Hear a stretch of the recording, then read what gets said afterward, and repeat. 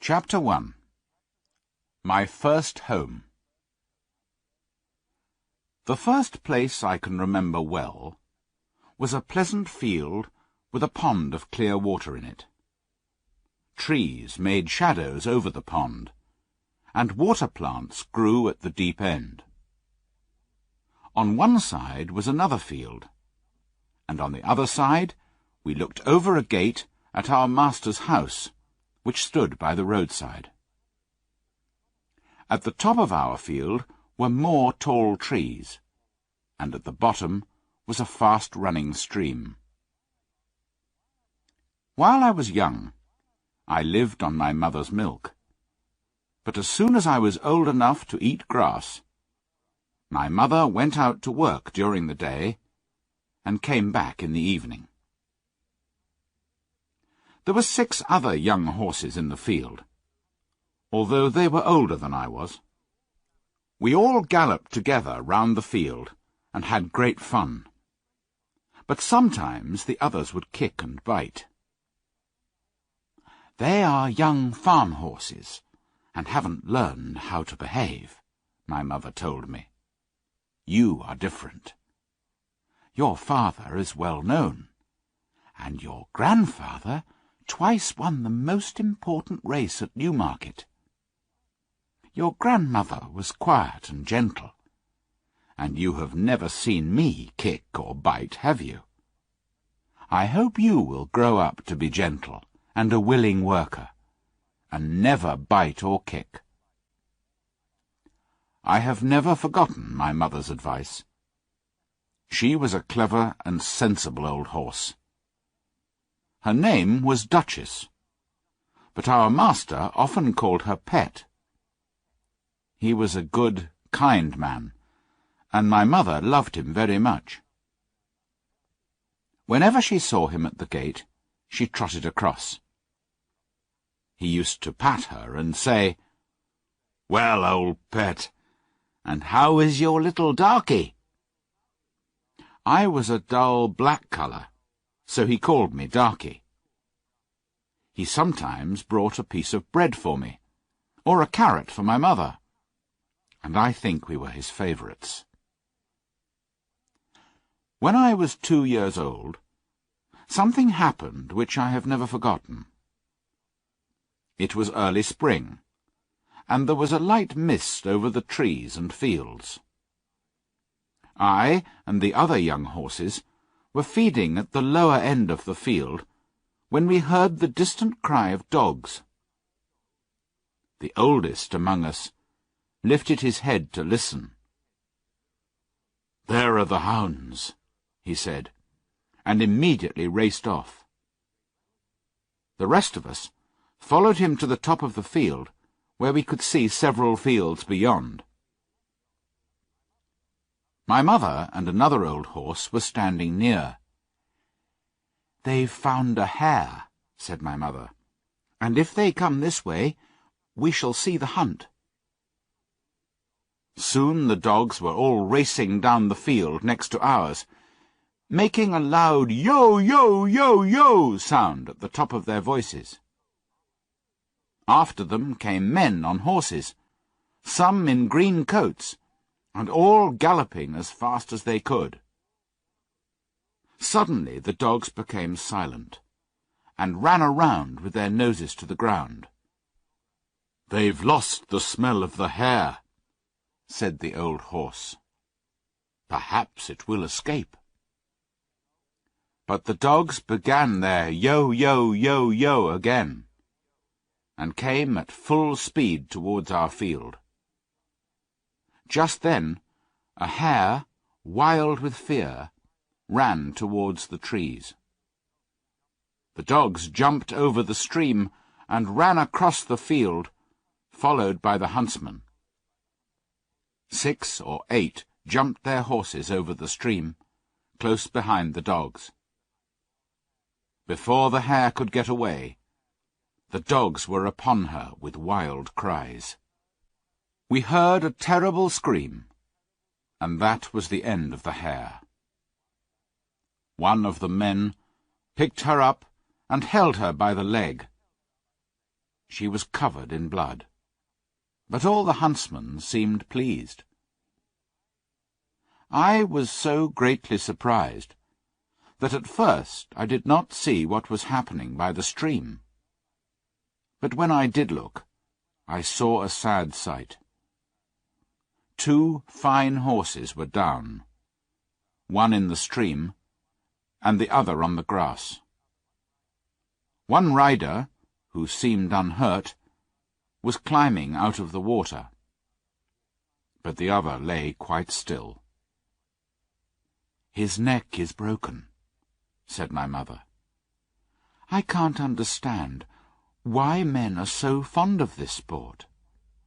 They quite often hurt themselves and ruin good horses, all for one hare that they could get more easily some other way. But we are only horses, and don't know why men do these things." They carried the dead rider to our master's house, and I heard afterwards that it was George Gordon, the only son of a local landowner, and a fine young man. A man from the village came to look at the black horse on the grass. The animal was in great pain, and one of his legs was broken. The man began to feel the horse all over. Then he shook his head. Someone ran to our master's house and came back with a gun. Soon after, there was a loud bang and a terrible cry. Then all was still. The black horse did not move again. My mother was very unhappy. "I've known that horse for years," she said. "His name was Rob Roy. He was a good, brave horse." She never went near that end of the field again. Not many days after, we heard the church bell, and saw a long, strange black carriage pulled by black horses. They were taking the body of young George Gordon to the churchyard to bury him. He would never ride again. I never knew what they did with Rob Roy, but it was all for one little hare.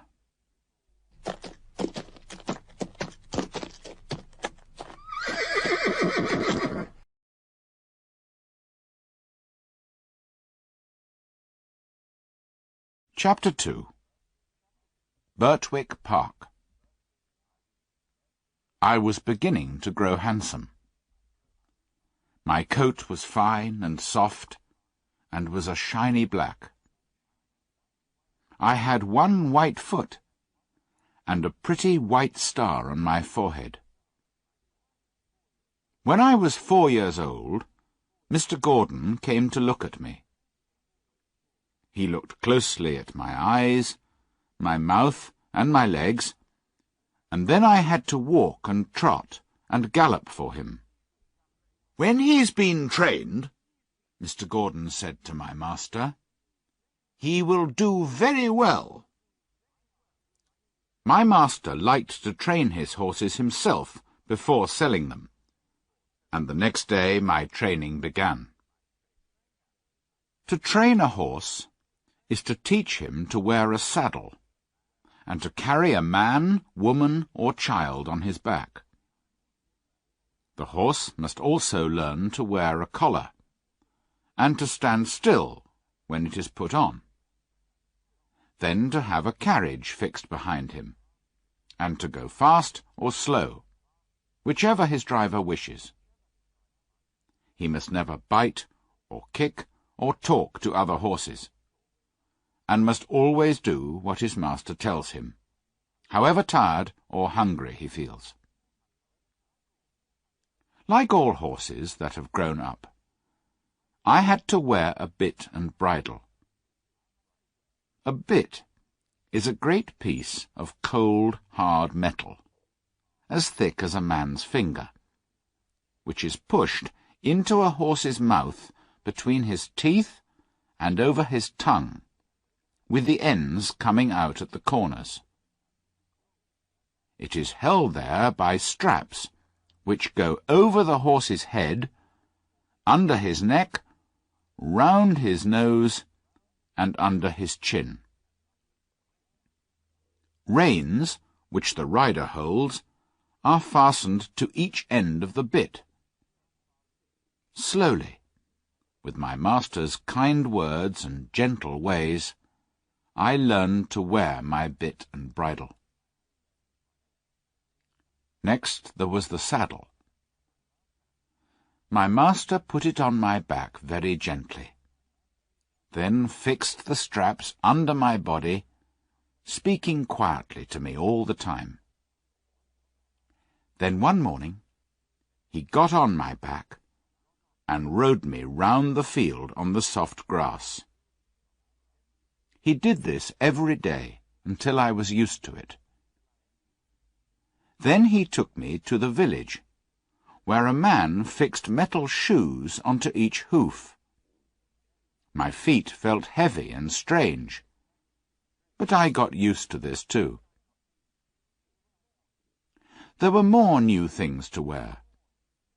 First, a heavy collar on my neck, and a bridle with great side pieces against my eyes, called blinkers.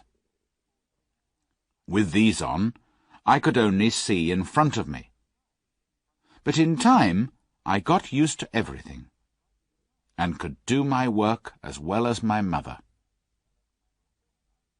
For a fortnight, my master sent me to a neighbour's farm for another kind of training, which was very useful to me. One field was next to the railway, and had sheep and cows in it, and I was put in among them. I shall never forget the first train that thundered by, and how I galloped to the far side of the field, trembling with fear at this terrible noise. But after a few days, I cared as little as the sheep and cows when a train passed by.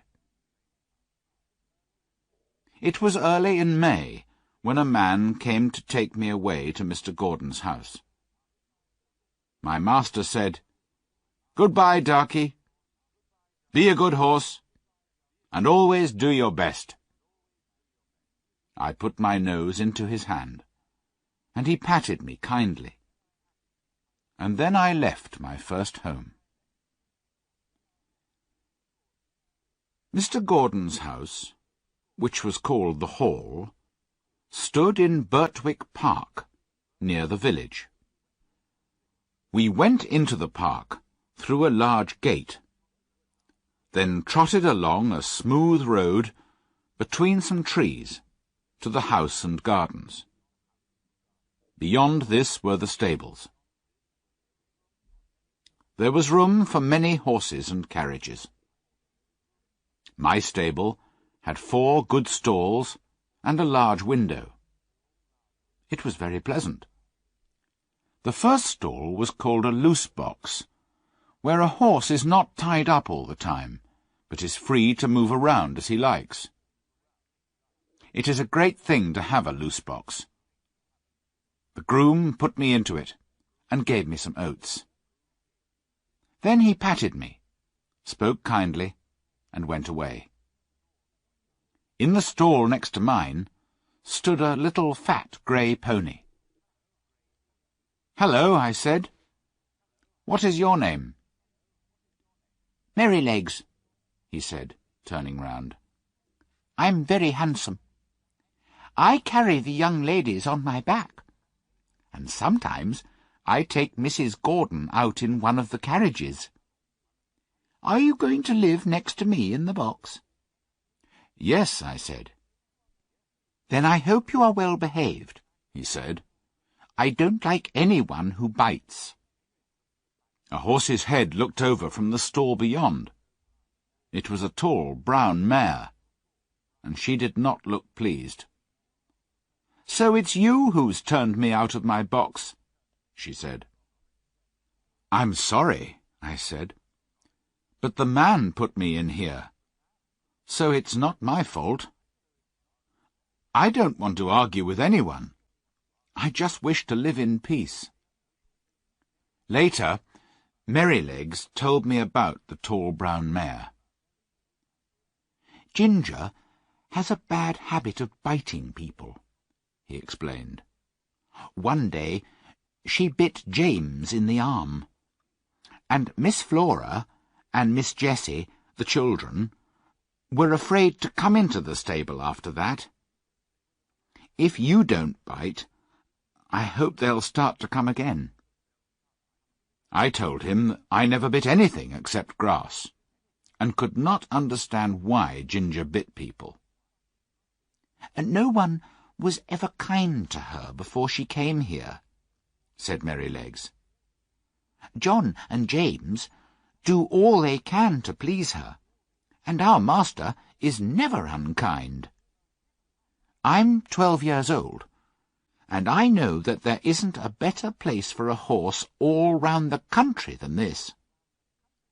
John has been here 14 years, and is the best groom there ever was. And you never saw a kinder stable boy than James. There was no reason for Ginger to bite anyone. It's her own fault that she did not stay in the box." The name of the groom was John Manley. The next morning, he got out his brushes and gave me a good grooming, then put a saddle on me. He rode me slowly at first, then at a trot, then at a gallop.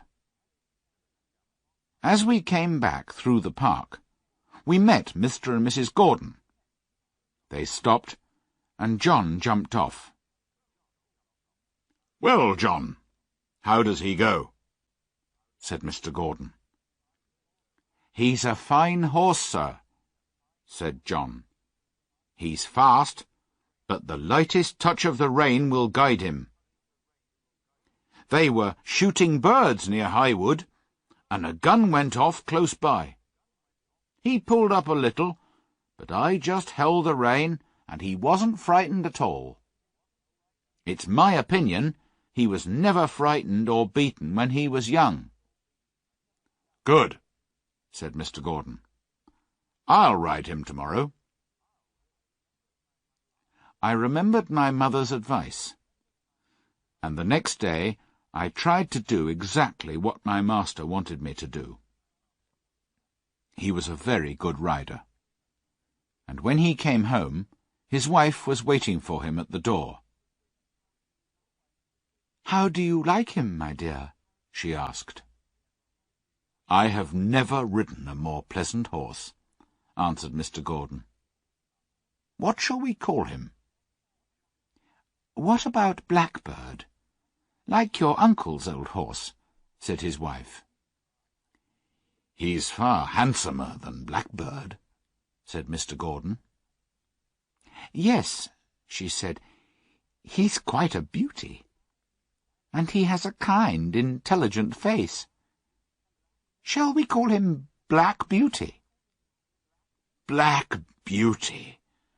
Why, yes, I think that's a very good name," said Mr. Gordon. John went into the stable and told James. "I'd call him Rob Roy," said James, "if it didn't remind everyone of the past. I never saw two horses more alike." "That's not surprising," said John. "Didn't you know that Farmer Gray's old Duchess was the mother of them both?" So poor Rob Roy, who was killed at the hunt, was my brother. Now I understood why my mother was so unhappy when he died. John was very proud of me, and seemed to know just how a horse feels. And James was kind too. A day or two later, I went out in the carriage with Ginger. I wondered how we would get on together. but I found it easy to trot along beside her. Merrylegs was a happy little pony, and was everyone's favourite.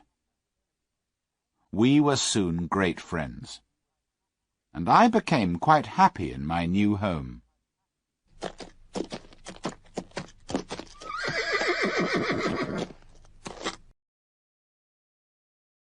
Chapter 3. Ginger's Story. What more could I want? Freedom. For the first 4 years of my life, I had a large field where I could gallop around at full speed, with no straps, no bit, and no blinkers. Now I stood in a stable, night and day, except when I was wanted for work, and sometimes when John took me out, I felt so strong, so full of life, that I wanted to jump or dance. "Calm down, boy," he would say. Then, as soon as we were out of the village, he would let me trot fast for a few miles. Some grooms punished a horse for getting too excited, but not John. He knew how to control me with only the sound of his voice, and I was very fond of him. Sometimes we did have our freedom in the field for an hour or two. This was on fine Sundays in the summer, because the carriage never went out on Sundays. It was wonderful. The grass was cool and soft to our feet, and the air was so sweet. And we could gallop, or lie down, or roll over on our backs, or do what we liked. One day, Ginger asked me about my old home and my training. When I finished telling her, she said, "Life has been different for me.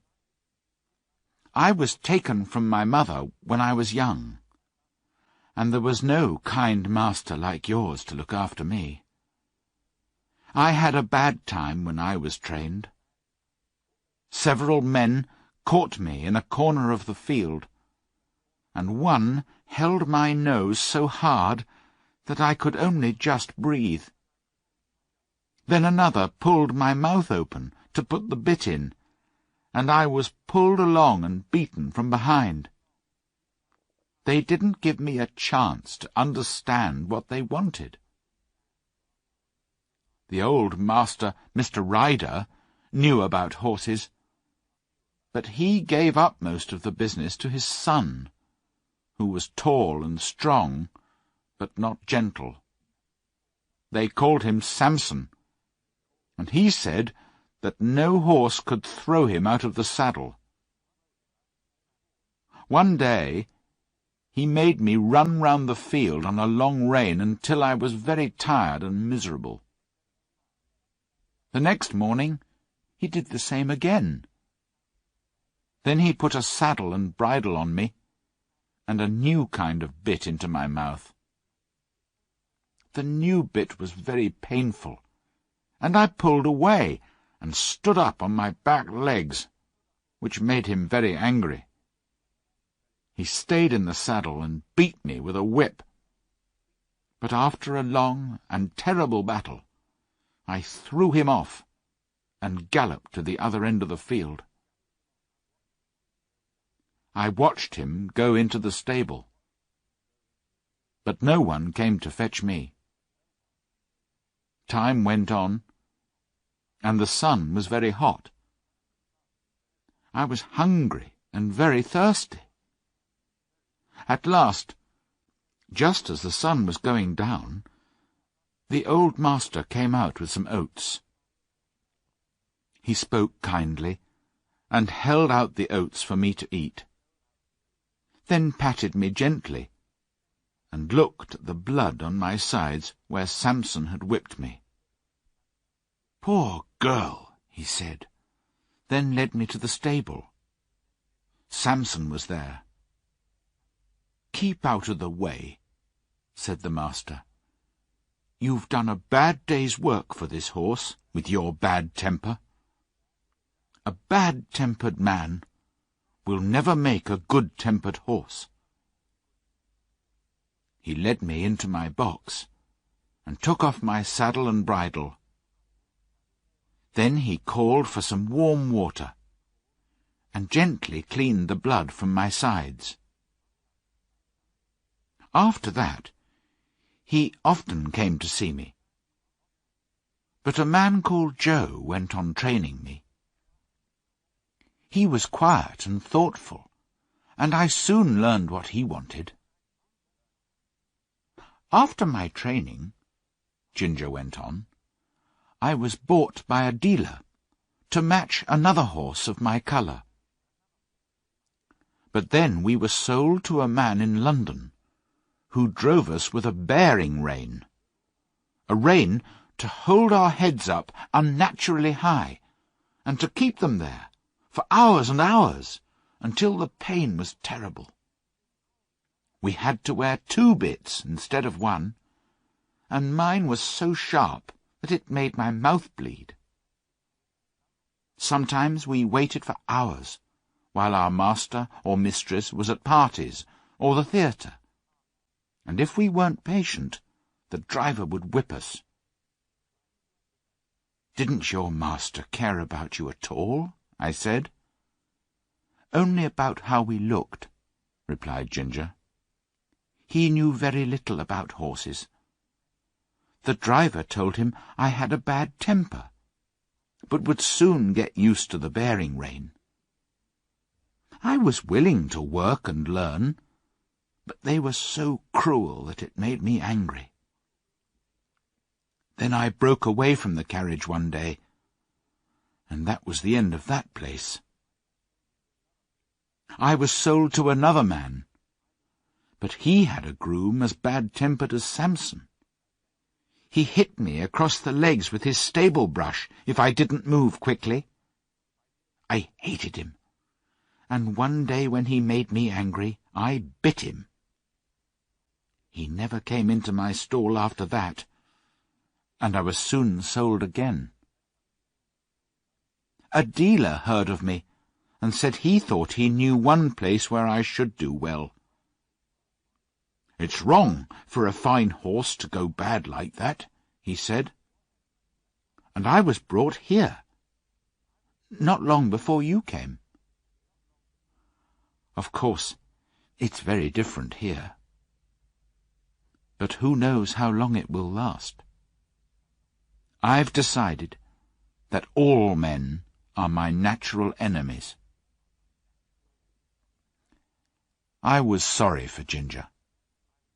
But as the weeks went on, she became happier and more gentle. "I do believe Ginger's getting quite fond of me," James said one day. "She'll be as good as Black Beauty one day," replied John. "Kindness is all she needs, poor thing."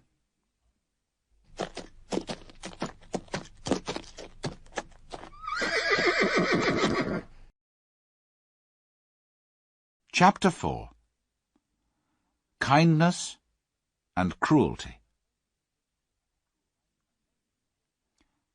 A neighbour of the Gordons, Mr. Bloomfield, had a large family of boys and girls, who often came to play with Miss Jessie and Miss Flora. One of the girls was the same age as Miss Jessie. 2 of the boys were older, and there were several little ones. Whenever they came, the children loved to ride Merrylegs. One afternoon, when they were visiting, James brought Merrylegs in and said, "Now behave yourself." "What did you do, Merrylegs?" I asked him. "Those young people didn't seem to know when I was tired," he said. "So I just threw them off backwards. It was the only thing they could understand." "You threw the children off?" I said, Oh, no. Did you throw Miss Flora or Miss Jessie? No, of course not. I'm quiet and careful with them, and with the little ones. I'm the best friend and riding teacher those children have. It's not them, it's the boys, he said. The other children rode me for nearly 2 hours. Then the boys rode me, one after the other, for an hour, hitting me with a stick.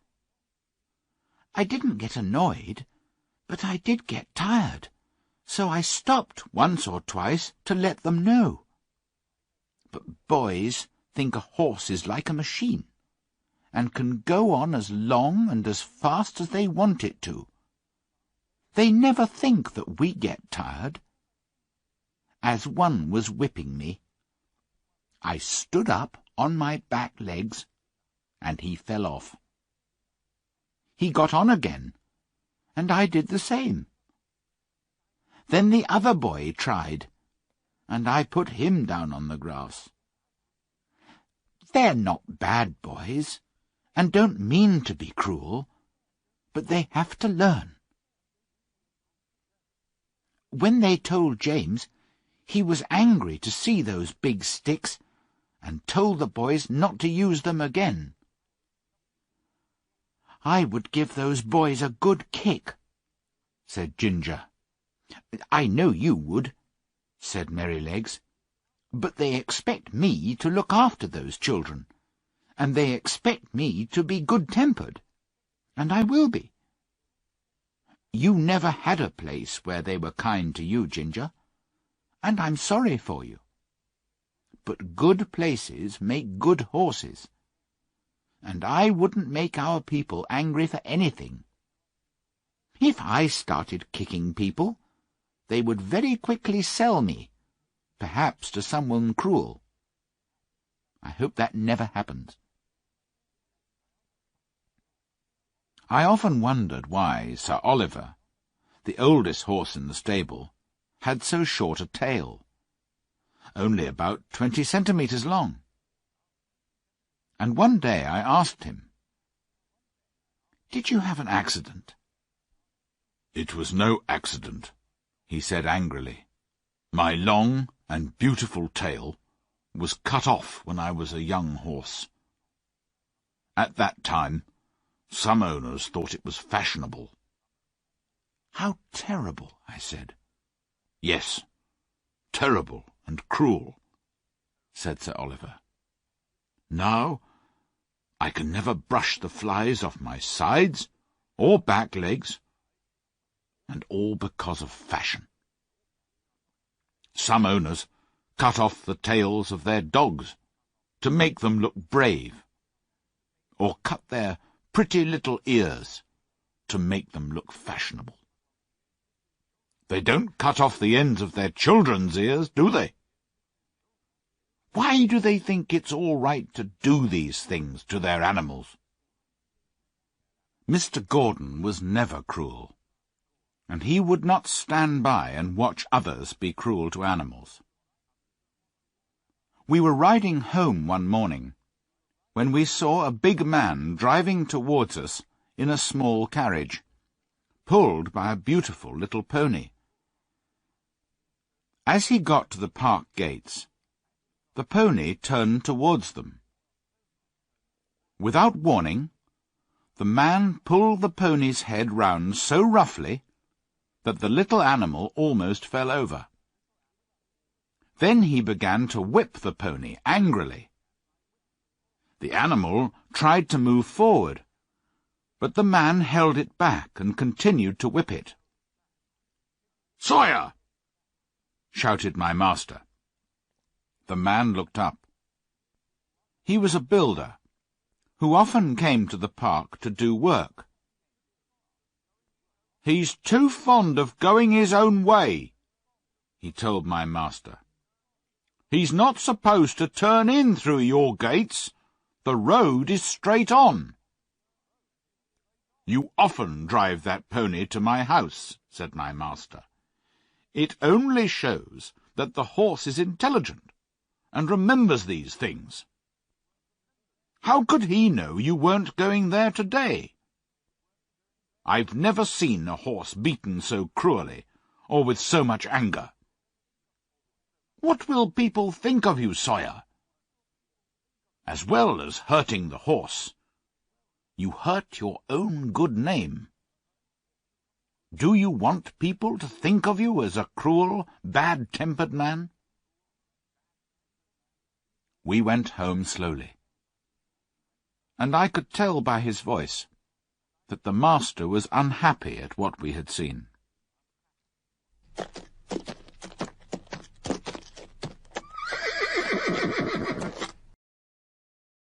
Chapter 5. The Storm. One day in the autumn, my master had to go to a distant town on business. John harnessed me to the carriage, and the three of us went off. There had been a lot of rain, and the wind was very strong. When we came to the river, the water was so high it nearly reached the wooden bridge, and many of the fields were under water. In one low part of the road, the water was halfway up to my knees. We got to the town, and the master's business took a long time. It was late in the afternoon when we started back for home. The wind was much stronger, and as we drove through a wood, I heard my master say, "I've never been out in a storm as bad as this, John." Indeed, I thought so too, hearing the terrible noise of that wild wind in the trees. "I wish we were out of this wood," said my master. "Yes, sir," agreed John. "We don't want one of those branches coming down on top of us."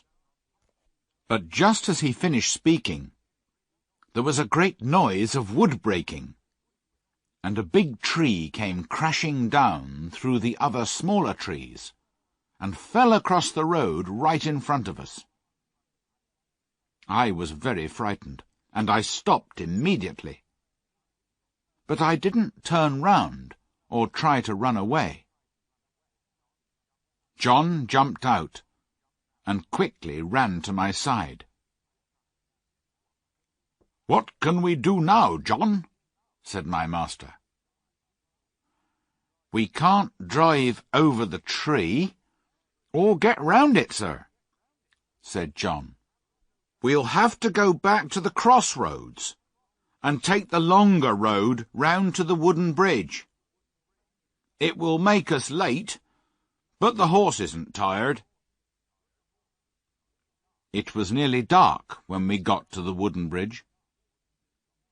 We could see water over the middle of it, but this often happened when the river was high.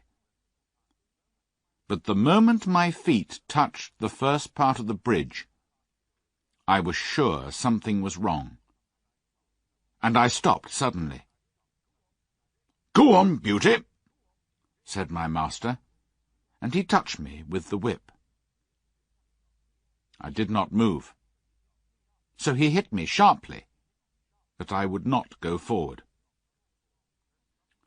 "There's something wrong," said John, and he jumped from the carriage and began to look round.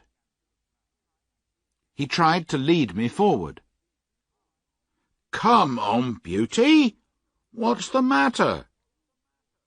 Of course, I could not tell him, but I knew the bridge was not safe.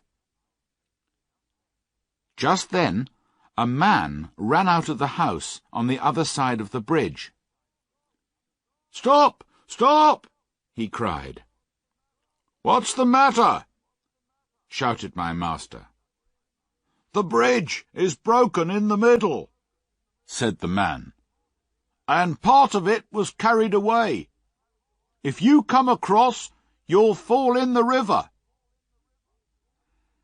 "Thank you, Beauty," John said to me, and turn me gently round to the right-hand road by the riverside. It got darker, and the wind got quieter as I trotted towards home by another, much longer road. The two men were quiet for some time, but then my master spoke. "We were very close to drowning in that river, John," he said. "Men may be clever enough to think of things for themselves, but animals know things without thinking, and that's often saved a man's life, as it has ours tonight.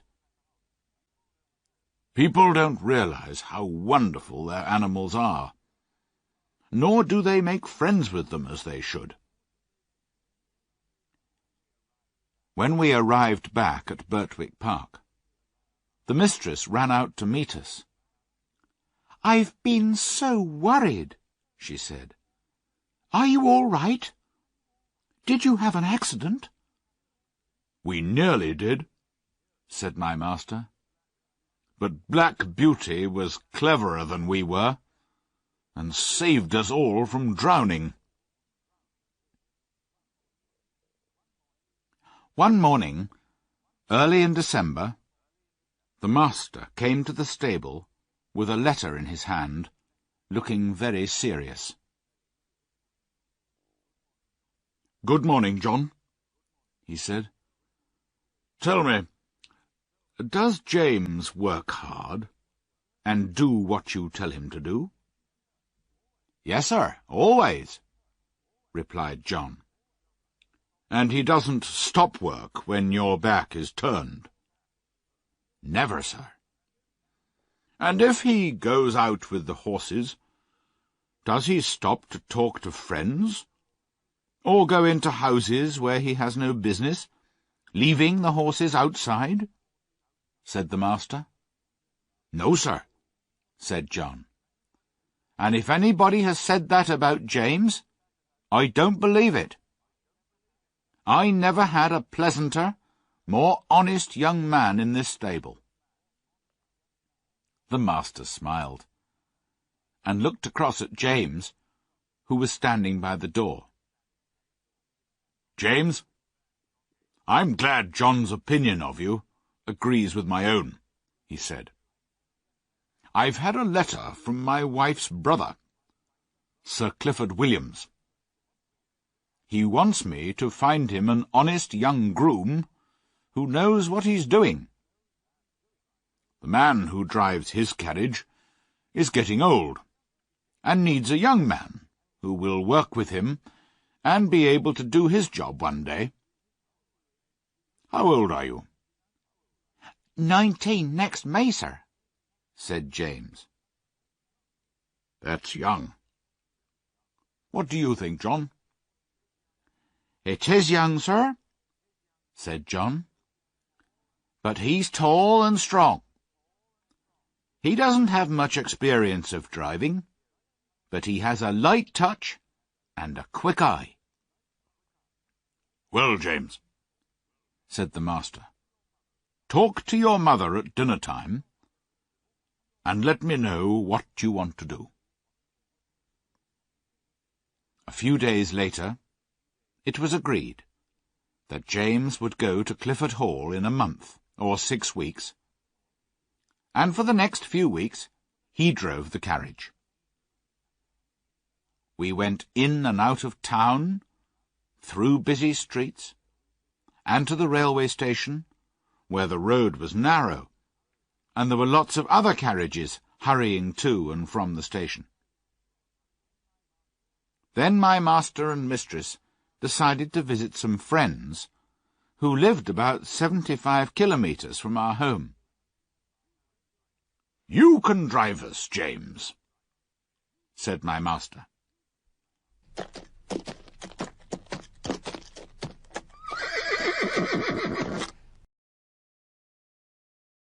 Chapter 6. The Fire. The first day we travelled about 50 kilometres, but James drove carefully, and made sure that Ginger and I were always on the smoothest part of the road. It was evening when we reached the hotel where we were going to stay that night. It was in the marketplace, and 2 stablemen came out to us. The chief stableman was a pleasant old man, and he led me into a long stable with 6 or 8 stalls in it, and 2 or 3 horses. The younger man brought in Ginger, and James watched while we were groomed. "I thought I was quick," James told the old stableman, "but you're quicker than anyone." "I've worked with horses since I was 12 years old, and I can tell you, it's good to be able to work with a well-behaved, well-cared-for animal like this," said the stableman, patting my neck. "Who is your master?" "Mr. Gordon of Birtwick Park," said James. "I've heard of him," said the stableman. "He's a good judge of horses, and the best rider in this part of the country." "He doesn't ride very often now," said James. "Not since the poor young master was killed." "I read about that in the newspaper," said the stableman. "A fine horse was killed too, wasn't it?" "Yes, an excellent horse," said James. "He was the brother of this one, and just like him." "Terrible," said the old man. "It was a bad place to jump, wasn't it? A man's life and a horse's life are worth more than a hair, or they should be." Later that evening, the younger stableman brought in another horse, and a young man with a pipe in his mouth came into the stable to talk to him. "Towler, go up and get some hay, and put it down for this horse, will you?" said the stableman. "But put down your pipe first." "All right," said the other man, and went up a ladder and through a little door. I heard him step across the floor over my head and push down some hay through a hole in the roof into the new horse's feeding place. James came in to look at us before he went to bed, and then the door was locked. I don't know how long I slept, or what time it was when I woke up, but the air seemed thick, and I heard Ginger and another horse moving about worriedly. It was quite dark, and I could see nothing. The stable was full of smoke, and it was almost impossible to breathe. The smoke seemed to come from the little door above me, and I could hear a strange noise up there. The other horses were now all awake, moving about restlessly. At last, I heard someone outside, and then the younger stableman ran in with a light. He began to untie the horses, and tried to lead them out. The first horse would not go with him, nor the second or third. He tried to pull me out, but he was so frightened himself that he frightened me, and I would not move. The noise above was louder now, and there was a shout of "Fire!" outside. The old stableman came in quietly and quickly, and got one horse out, then another. By now, the flames were coming down through the roof, and the noise was terrible. Then I heard James's voice, quiet and friendly as it always was. "Come on, Beauty," he said. "We'll soon get you out of this smoke." He took off his scarf and tied it over my eyes, then led me out, patting me all the time. He took the scarf off, then shouted, "Take this horse, somebody, while I go back for the other." Windows in the hotel were open, and people were shouting. I watched the stable door, where the smoke came out thicker than ever. Then I heard one voice above all the others, and recognized it as my master's. "James Howard! James Howard! Are you there?" There was no answer. Only the crash of something falling in the stable. But the next moment, I saw James coming through the smoke, leading Ginger with him. "My brave boy," said the master. "Are you hurt?" James shook his head, unable to speak because of the smoke.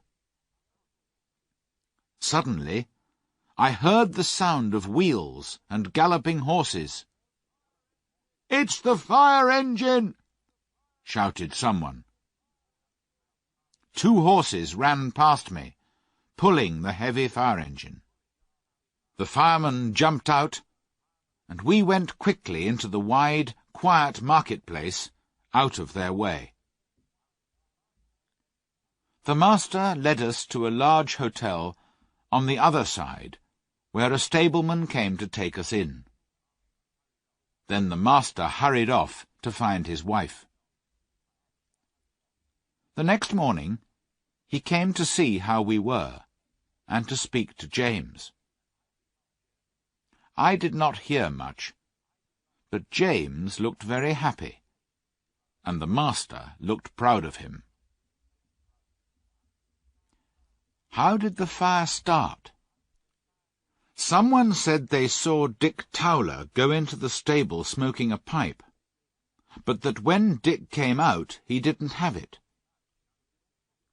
The young stableman said that he asked Dick to go up the ladder to put down some hay, but also told him to put down his pipe first. Dick said that he did this, but nobody believed him. James said the roof and floor had all fallen in, and only the black walls were standing. The 2 poor horses, who could not get out, were buried under the fallen roof.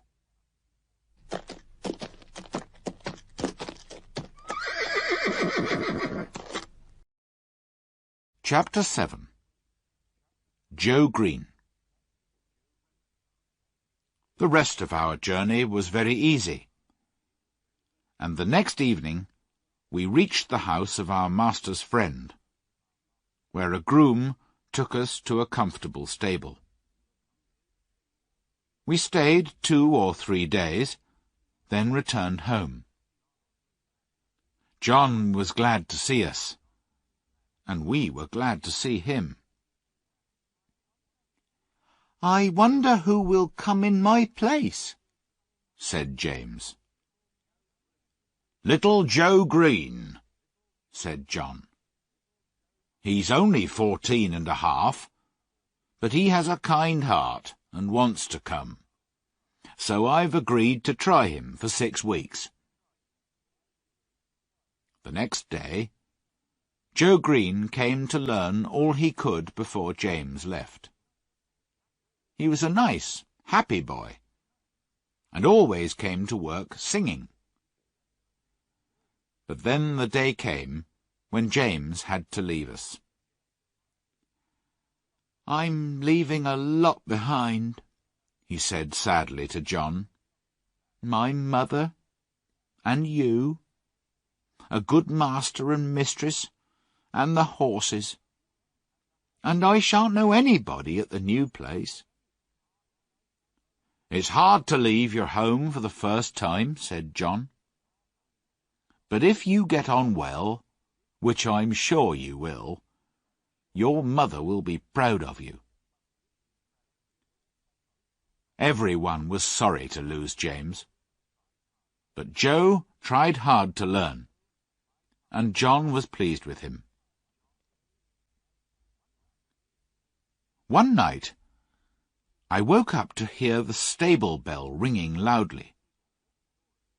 I heard the door open at John's house, and his feet running up to the hall. He was back quickly. "Wake up, Beauty," he said, coming into the stable. "We must go quickly now." And before I could think, he had the saddle on my back and the bridle on my head. The master was waiting at the hall door, with a letter in his hand. "Ride for your life, John," he said. "Give this to Dr. White, then rest your horse, and be back as soon as you can. Mrs. Gordon is very ill."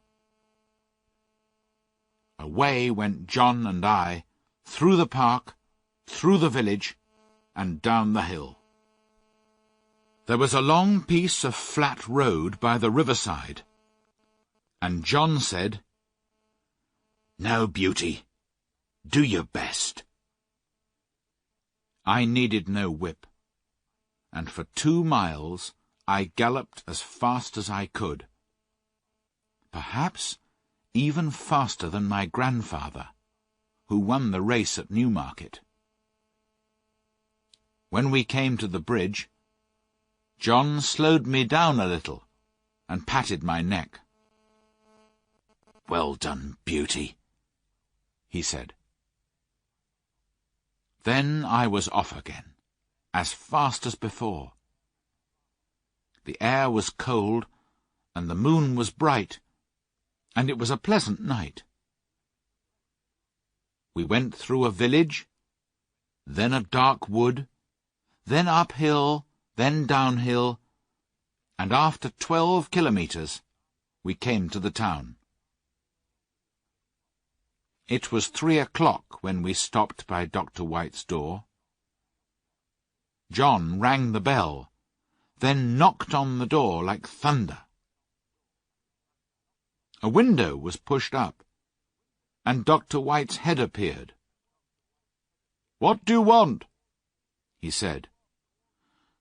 "Mrs. Gordon is very ill," said John. "You must come at once, or she'll die. Here's a letter." The doctor was soon at the door. "My horse has been out all day, and is exhausted. Can I take yours?" "My master told me to rest him," said John. "But take him if you think it's best, sir." "I'll soon be ready," said the doctor. John stood by me and patted my neck. I was very hot. Then the doctor came out with his riding whip. "You won't need that, sir," said John. "Black Beauty will go until he drops." The doctor was a heavier man than John, and not so good a rider, but I did my very best. Joe was waiting at the gate, and the master was at the hall door. He did not say a word. The doctor went into the house with him, and Joe led me to the stable. My legs were shaking, and there was not a dry hair on my body. The water ran down my legs, and I was hot all over. Poor Joe!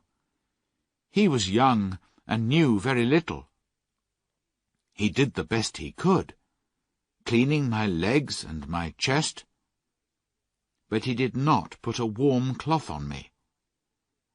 He thought I was so hot that I would not like it. He gave me some cold water to drink. Then he gave me some food and went away.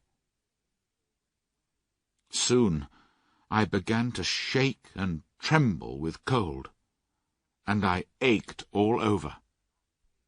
I wished John was there, but he had 12 kilometers to walk, so I tried to sleep. After a long time, I heard John at the door. I gave a low cry, and he was at my side in a moment. I could not tell him how I felt, but he seemed to know immediately. He covered me with 3 warm cloths, then ran for some hot water and made me a warm drink. John seemed very angry.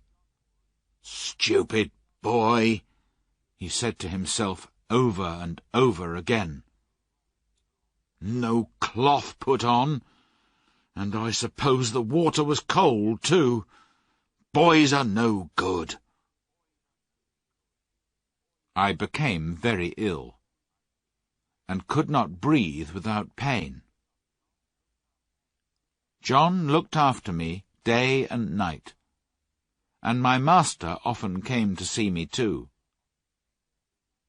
"My poor Beauty," he said one day. "My good horse. You saved your mistress's life. Yes, you saved her life." I was very glad to hear that. John told my master that he never saw a horse go so fast. One night, Tom Green, Joe's father, came to help John give me my medicine, then stayed for a while. At first, both men were silent. Then Tom said, "John, please say a kind word to Joe. The boy is heartbroken. He can't eat his meals, and he can't smile. He knows it's his fault Beauty is ill, but he did his best. He says if Beauty dies, no one will ever speak to him again. But he's not a bad boy." After a short pause, John said, "I know he meant no harm, but I'm proud of that horse, and I hate to think his life may be thrown away like this. But I'll give the boy a kind word tomorrow, if Beauty is better." I heard no more of this conversation, as the medicine did well, and sent me to sleep, and in the morning I felt much better. Joe learned quickly after this, and was so careful that John began to give him many things to do.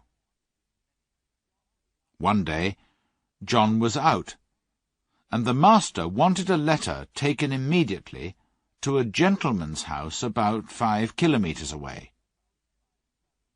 He told Joe to saddle me and take it.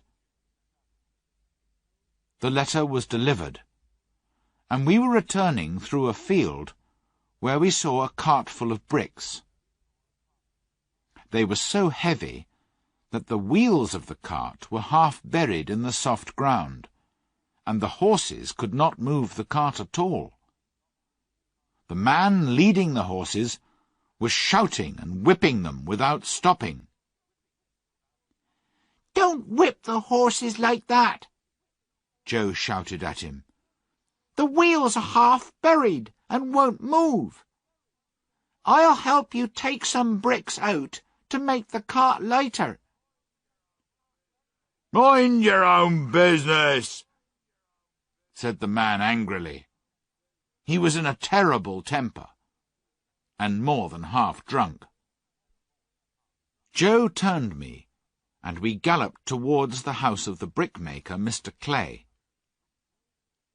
Joe knocked on the door. The door opened. "Hello, young man," began Mr. Clay. "There's a man in your field whipping 2 horses to death," Joe told him, his voice shaking with anger. "I told him to stop, but he wouldn't. I offered to help him lighten the cart, but he refused. I think he's drunk. Please go, sir." "I will," said the man, and hurried off.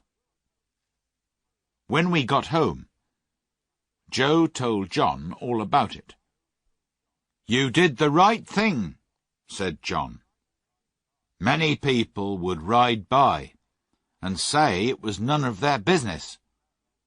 But cruelty is everybody's business." Just before dinner, the master sent for Joe.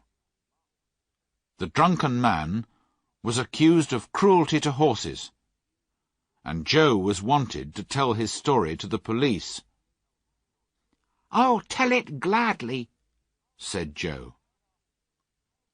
We heard afterwards that the poor horses were so exhausted and so badly beaten that the man might have to go to prison. Joe came across and gave me a friendly pat. "We won't allow cruelty, will we, old friend?" he said. And he seemed to have grown up suddenly.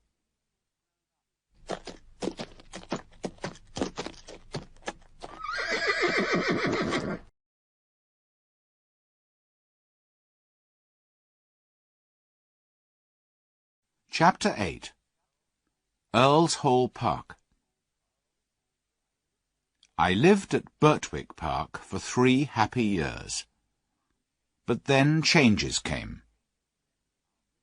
Our mistress was often ill, and the doctor advised her to go and live in a warm country for 2 or 3 years. Everyone was very sorry, but the master immediately started making arrangements to leave England. John did his work silently and sadly, and Joe didn't sing any more. Then we heard that the master had sold Ginger and me to an old friend of his, Lord Grey. Merrylegs was given to the neighbour, Mr. Bloomfield, and Joe was employed to look after him. John was offered several good jobs, but he wanted to wait and look around. "I want to train young horses," he told the master. "I cannot think of anyone more suitable for that work than you, John," said the master. "If I can help you in any way, write to me." The next morning, John took Ginger and me to Earl's Hall Park, where Lord Grey lived. There was a very fine house and lots of stables. John asked for Mr. York, who was going to be our new driver. Mr. York was a good-looking man of about 40, with a voice that expected to be obeyed. He called a groom to take us to our boxes, then invited John to have a drink with him. We were taken to a pleasant stable and put in boxes next to one another. Then we were groomed and fed. Half an hour later, John and Mr. York came to see us. Mr. York looked at us carefully. "Is there anything you want to mention about them, Mr. Manley?" he said. "I don't believe there's a better pair of horses in the country," said John. "But they're not alike. The black one has the most perfect temper I've ever known. The other was badly treated before she came to us, but has grown better-tempered in the last 3 years. We've never used a bearing rein with either of them. "They'll wear one here," said York.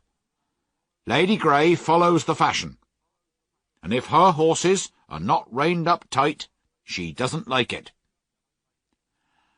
"I'm sorry to hear that," said John.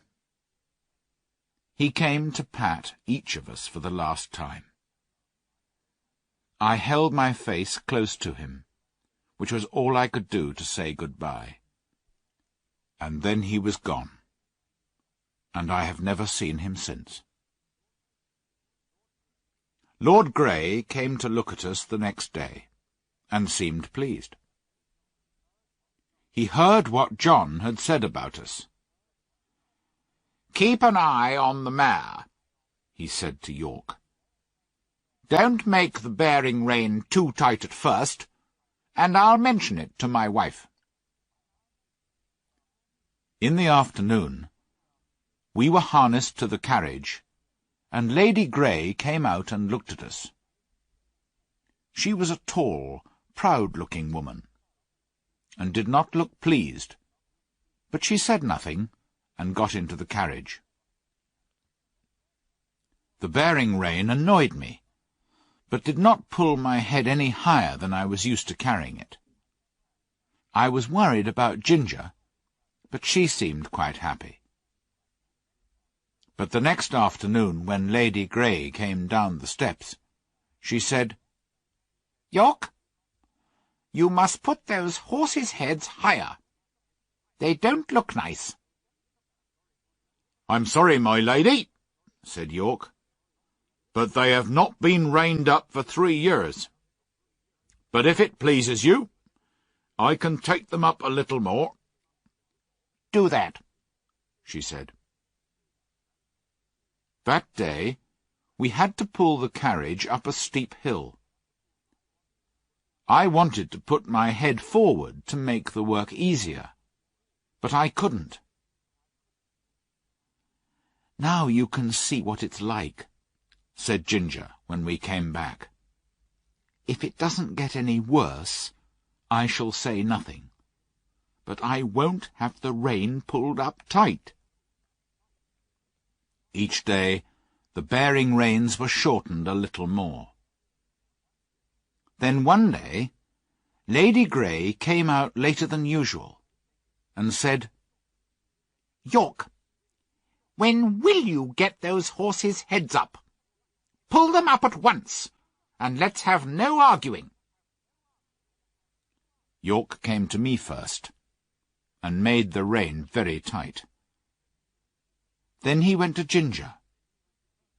But the moment he took off the rein in order to shorten it, she stood up on her back legs. York and the groom could not control her.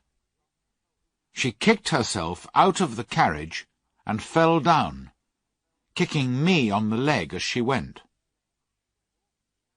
York sat on her head to keep her still and shouted, "Let the black horse out! Undo the carriage! Cut the harness!" The groom cut me out of the harness and hurried me back to my box, then ran back to York. I was angry, and my leg hurt, and I felt that I wanted to kick the first person who came near me. Soon after, Ginger was led in by 2 grooms. York was with her, and came to look at me. "I knew those bearing reins would cause trouble," he said to himself.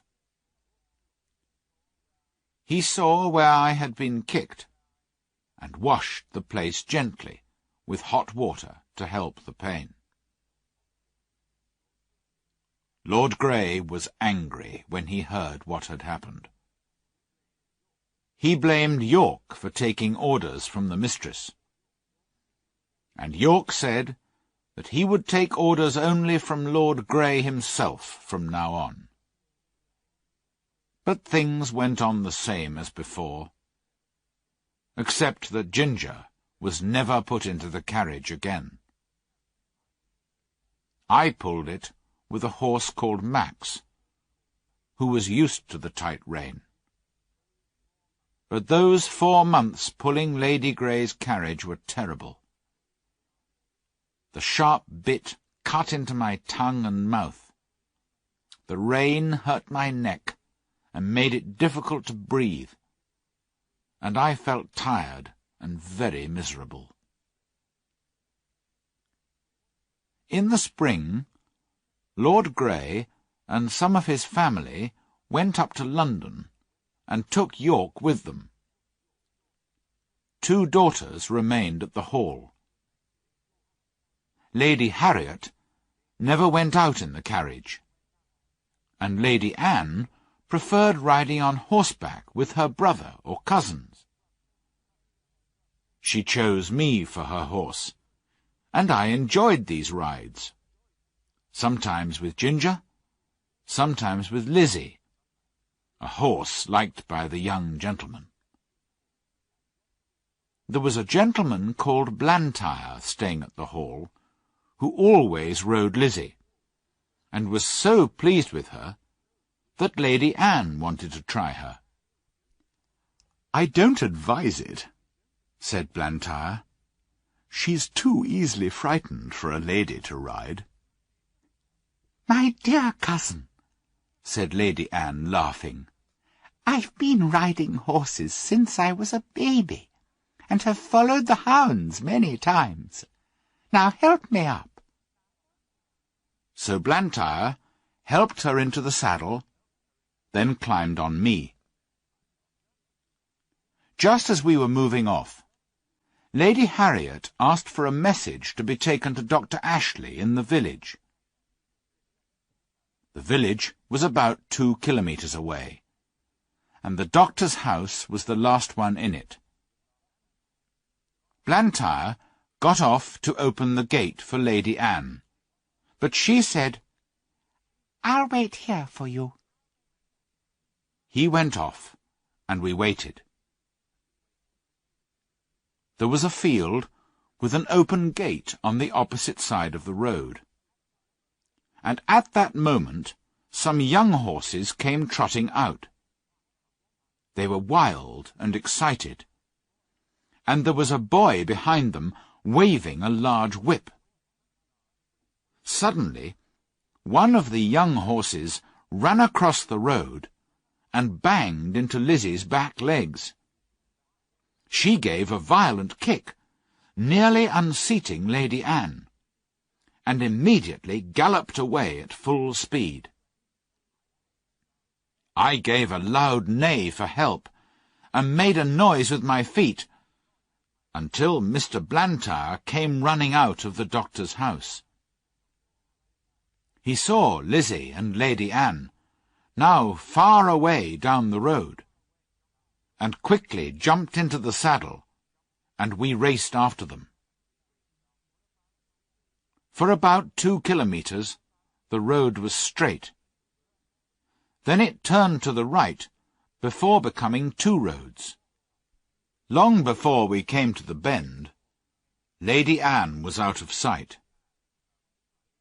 Which way had she gone? A woman was in her garden, looking up the road. "Which way?" shouted Blantyre. "To the right," cried the woman. Away we went, up the right-hand road. We saw her for a moment. Then she was gone again round another bend. Several times we saw her, but lost her again. Then we came to some rough land, very uneven and full of holes in the ground, the worst possible place for galloping.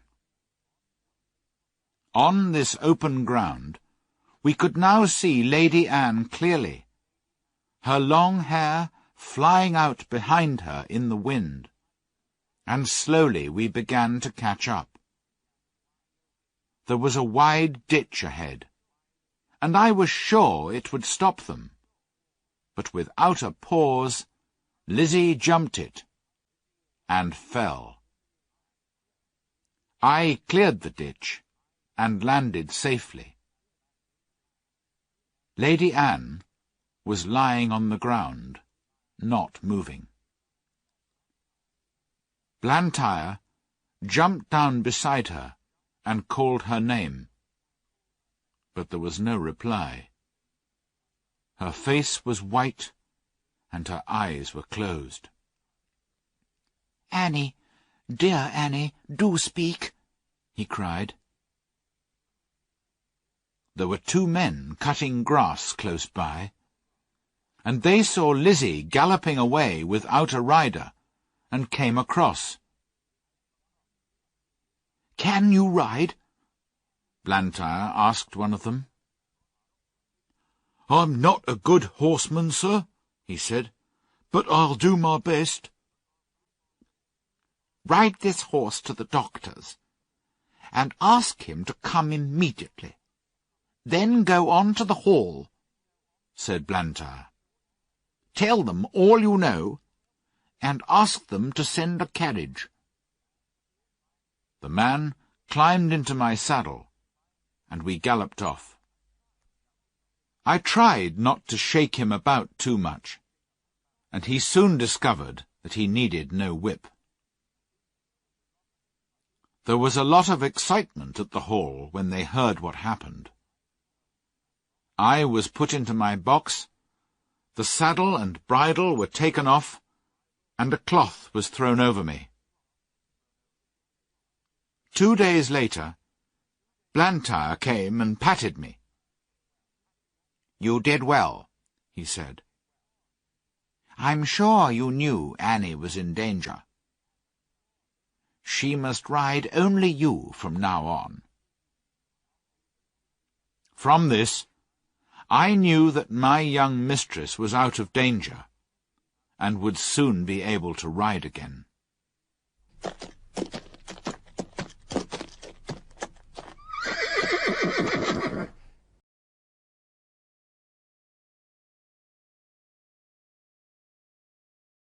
Chapter 9. The Accident and New Masters. A man called Reuben Smith looked after us while York was in London. He was gentle and clever with horses, and an excellent driver. But he had one fault. He sometimes drank too much. For weeks or months he was all right. But then, without warning, he would begin to drink heavily and behave badly. But he was a useful man, so York had kept quiet about Smith's drinking, saying nothing to Lord Grey. Then one night Smith drove some ladies and gentlemen home from a party, and was so drunk that he could not hold the reins. York could not hide this, and Lord Grey told Smith to leave. However, some time later, York spoke again to Lord Grey, who was very kind-hearted, and he took Reuben Smith back. Smith promised never to get drunk again, and kept his promise, and because of this he was told to look after the stables while York was away. One day the carriage needed some repairs, so it was arranged that Smith would take it to town, leave it at the carriage-maker's, and then ride me back again. Mr. Blantyre wanted to go to the station, so he went with us. At the station, Mr. Blantyre gave Smith some money and said, "Take care of Lady Anne, Reuben, and don't let anyone else except her ride Black Beauty." We left the carriage at the maker's, and Smith rode me to the White Lion Hotel. He told the stableman to give me some food and have me ready for 4 o'clock. One of my front shoes was loose, but the stableman did not see it until 4 o'clock. Smith came back at 5, and said he would now leave at 6, because he'd met some old friends. The stableman told him about the loose shoe. "It'll be all right until we get home," said Smith. He finally came back at 9 o'clock, shouting loudly, and in a very bad temper. We left, and almost immediately he began to gallop, often giving me sharp cuts with the whip, although I was going at full speed. Before we were out of the town, my shoe came off, but Smith was too drunk to notice. It was very dark, and on the rough road at that speed, my foot was soon cut and bleeding from the sharp stones. I could not go on. The pain was too great, and I fell violently on both my knees. Smith was thrown off. He tried to get up, but couldn't. Then he lay still. I could do nothing but wait. It was nearly midnight when I heard a horse's feet and the wheels of a carriage. I neighed loudly, and was very happy to hear an answering neigh from Ginger, and men's voices. Then the carriage came out of the darkness and stopped. 2 men jumped down beside Smith. "It's Reuben," said one. "And he's not moving, Robert." "He's dead," said Robert, touching Smith. "His hands are cold, and his head is covered with blood." They looked at me and saw my cut knees. "The horse has been down and thrown him," said Robert. He tried to lead me forward, but I almost fell again. "He's bad in the foot, too. No wonder he went down, riding over these stones without a shoe. Reuben was drunk, Ned. He would never ride a horse without a shoe unless he was drunk." Ned took Smith's body back in the carriage, and Robert tied his handkerchief round my foot and led me slowly home. No one blamed me for the accident. The owner of the White Lion Hotel said that Reuben Smith was drunk when he left. But I had to leave Earl's Hall, and so did Ginger. For a month or 2, I was allowed to live out in a field, and one day Ginger was brought in to join me. She had been ruined by the hard riding of Lord Grey's son, and after 12 months' rest she was going to be sold. And although my knees got better, they looked very ugly, and so I was no longer suitable for a fashionable family. It was very pleasant being in the field with Ginger, but one day Robert came in and took me away. We were both very sad to say good-bye to each other, Ginger and I. I was sold to a man in Bath, who kept many horses and different kinds of carriages for hire. I was a job horse, and all kinds of people hired me. Some were good drivers, others were very bad.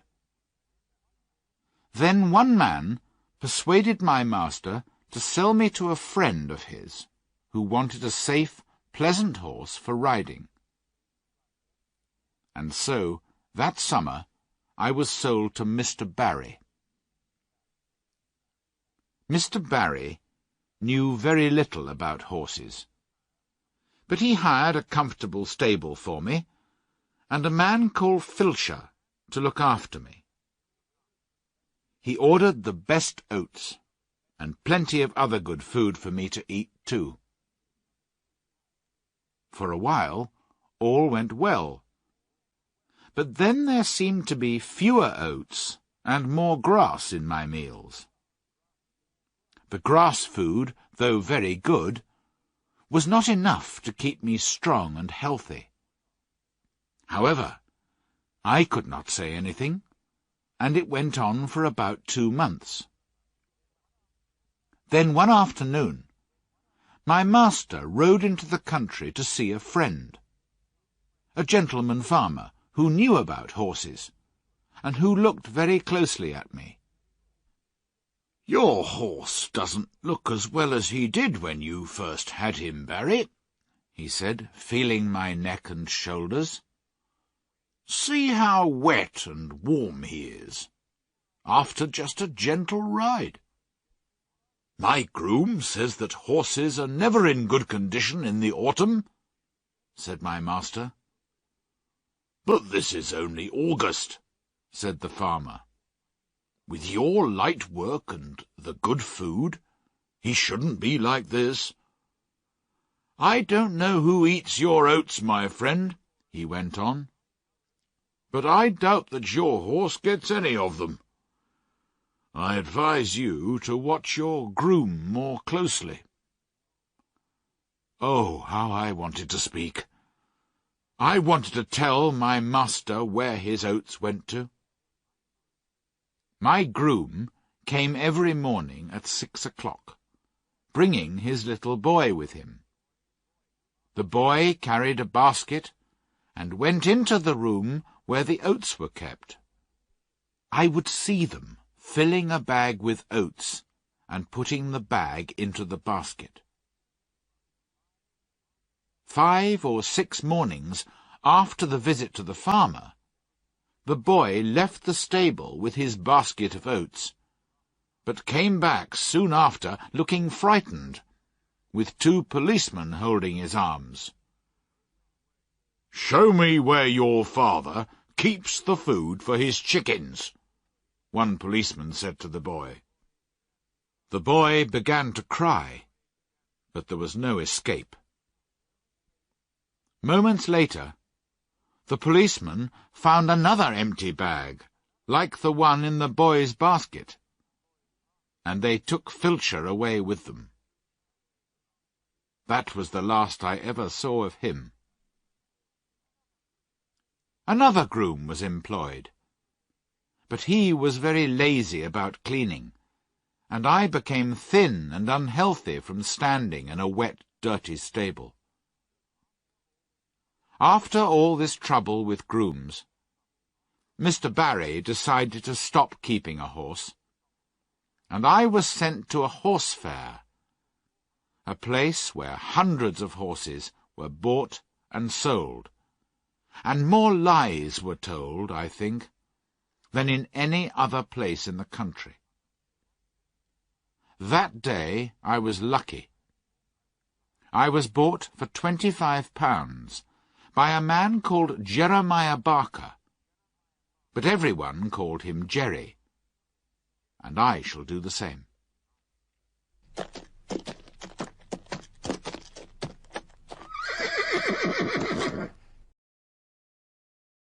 Chapter 10. A London Cab Horse. Jerry Barker was a small man, but well-made and quick in all his movements. He lived in London and was a cab driver. Jerry's wife, Polly, was a little woman with smooth, dark hair and dark eyes. His son, Harry, was nearly 12 years old, and was a tall, good-tempered boy. His daughter Dolly was 8, and she looked just like her mother.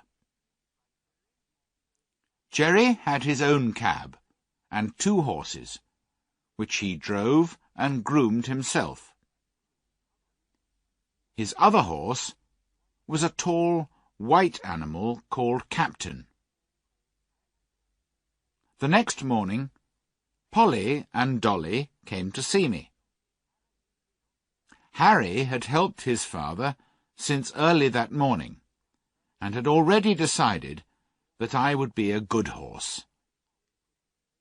Polly brought me a piece of apple, and Dolly brought me some bread. "We'll call him Jack, after the old one," said Jerry. "Shall we, Polly?" "Yes," she said. "I like to keep a good name going." Captain went out in the cab all morning, and I went out in the afternoon. Jerry took a lot of care to make sure that my collar and bridle were comfortable, and there was no bearing rein. We went to the cab stand, where the other cabs were waiting for passengers, and took our place at the back of the last cab. Several of the other drivers came to look at me. "Too handsome," said one. "You'll find something wrong with him one morning." Then a man in a grey coat and grey hat came up. His name was Grant, and he looked a happy, sensible kind of man.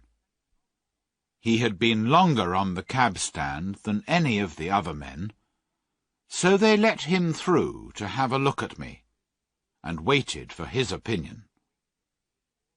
He looked me all over very carefully, then said, "He's the right kind for you, Jerry. I don't care what you paid for him. He'll be worth it." My first week as a cab horse was very hard. I was not used to London. The noise, the hurry, the crowds of horses, carts and carriages. But Jerry was a good driver, and soon discovered that I was willing to work and do my best. He never used the whip on me, and we soon understood each other as well as a horse and man can do. Jerry kept his horses clean, and gave us plenty of food and fresh water, and on Sundays we rested. I never knew a better man than my new master. He was kind and good-tempered, like John Manley. Harry was clever at stable work, and always wanted to do what he could. Polly and Dolly came in the morning to brush out the cab and to wash the glass, while Jerry gave Captain and me a grooming. There was a lot of laughing and fun between them, which all helped to keep Captain and me happy. The family came early in the morning, because Jerry did not like lateness. It always made him angry when people wanted him to drive hard because of their own lateness. One day, 2 wild-looking young men called to him, "Cabby, hurry up! We're late for our train at Victoria. Get us there in time for the 1 o'clock train, and we'll pay you double." "I will take you at the usual speed, gentlemen," said Jerry. "Extra money doesn't pay for extra speed." Larry's cab was standing next to ours. He opened the door and said, "I'm your man, gentlemen. My horse will get you there all right." And as he shut them in, with a smile at Jerry, he said, He always refuses to go faster than a trot." Then, whipping his horse hard, he went off as fast as he could. Jerry patted me on the neck. "Extra money won't pay for that kind of thing, will it, Jack?" he said. Although he was against hard driving to please careless people, he always went at a fair speed, and was not against going faster if there was a good reason. I remember one morning we were on the stand waiting for a passenger when a young man carrying a large suitcase went by. He stepped on a piece of apple which lay in the road, and fell down heavily. Jerry ran across the road and helped him up, then took him into a shop to sit him down. Some time later, the young man, looking white and ill, came out again and called Jerry. So we went across the road. "Can you take me to the South Eastern Railway?" he said. "My fall has made me late, and it's very important that I don't miss the 12 o'clock train. I'll pay you extra if you can get me there in time." "We'll do our best, sir," said Jerry, and helped him into the cab. It was always difficult to drive fast in the city in the middle of the day, when the streets were full of traffic. But Jerry and I were used to it, and no one was faster at getting through the carriages and carts, all moving at different speeds, going this way and that way. In and out we went as fast as a horse can do it. And we got to the station just as the big clock showed 8 minutes to 12. "We're in time," said the young man happily. "Thank you, my friend, and your good horse too. Take this extra money." "No, sir," said Jerry. "Thank you, but it isn't necessary. I'm glad we were in time. Now hurry, and catch your train." When we got back to the cab stand, the other men were laughing, because Jerry had driven hard to the train. "How much extra did he pay you, Jerry?" said one driver. "Nothing," said Jerry. "He offered me extra, but I didn't take it. If Jack and I choose to have a quick run now and then, that's our business, and not yours." "You'll never be a rich man then," said Larry.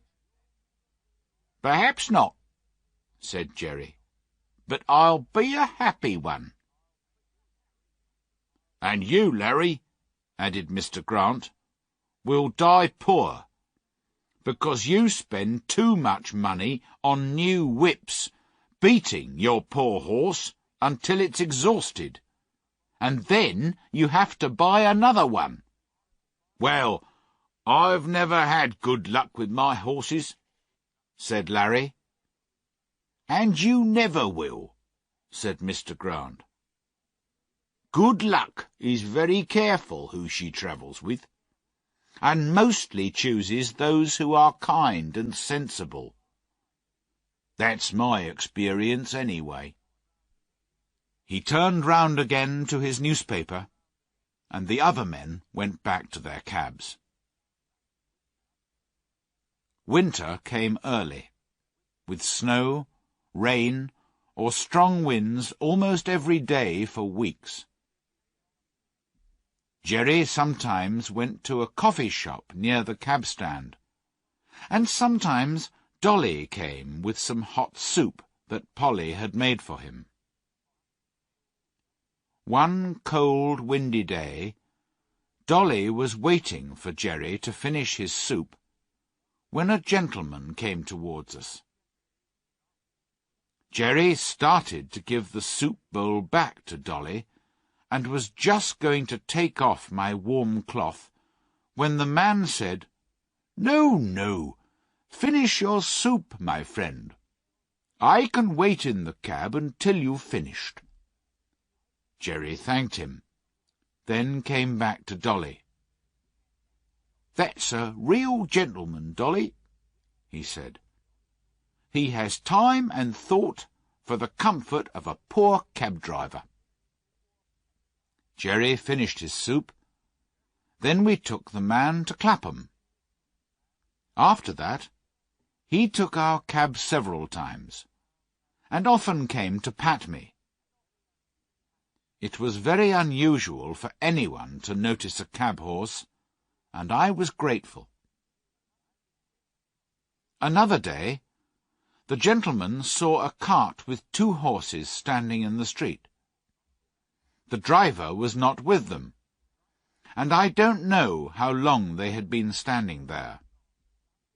However, they decided to move on a few steps. Suddenly, the cart driver ran out of a building and caught them. He seemed very angry, and began to whip the horses hard, even beating them around the head. Our gentleman saw him, and walked quickly across. "Stop that at once, or I'll call the police," he said.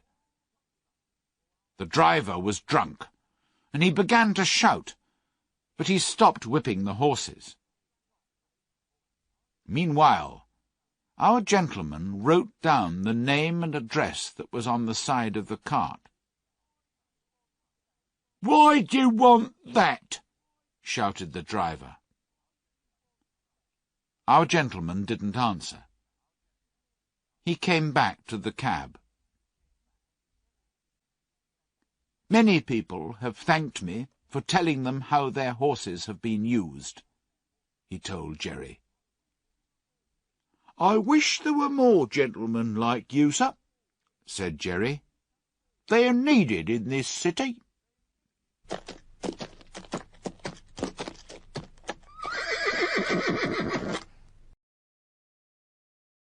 Chapter 11. Goodbye to Old Friends. One day, we were waiting outside one of the London parks when a dirty old cab drove up beside ours. The horse was brown, with bones that showed through her coat. I was eating some hay, and the wind took a little of it her way. The poor animal put out her long, thin neck and picked it up, then turned and looked for more. There was a hopeless look in her dull eye, and I wondered where I'd seen her before. Then she looked straight at me. "Black Beauty, is that you?" she said. It was Ginger. But how different she looked. Her face, which was once so full of life, was now miserable and full of pain, and her breathing was very bad. I moved closer to her so that we could have a quiet talk, and it was a sad story that she told me. After 12 months' rest at Earlshall, she was considered to be ready to work again, and was sold to a gentleman. She got on well for a little while, but after a long gallop one day, she became ill again. She was rested, was seen by a horse doctor, then sold. In this way, she went from owner to owner several times, each one poorer than the one before. So, at last, I was bought by a man who keeps a number of cabs and horses and hires them out," said Ginger. "You look happy and comfortable with life as a cab horse, and I'm glad. But it's different for me. They whip me and work me 7 days a week. They say that they paid more for me than I was worth, and now they're trying to get their money back by working me until I drop." "You used to stand up and fight when people were cruel to you," I said. "Yes, I did once," said Ginger. "But men are stronger than we are. And if they're cruel and have no feelings, then there's nothing we can do about it. Oh, I wish the end would come. I wish I was dead." I was very sad. I put my nose against hers, but could find nothing to say that would cheer her up. I think she was pleased to see me, because she said, "You're the only friend I ever had." A few weeks after this, a cart with a dead horse in it passed by our cab stand. It was a brown horse, with a long, thin neck, and I believe it was Ginger. I hoped it was, because then her troubles would be over. There was one day when we were very busy. First, a fat gentleman with a large bag wanted to go to Bishopsgate Station. Then we were called by a lady who wanted to be taken to Regent's Park. Then a man jumped into the cab and called out, "Bow Street Police Station, quick!"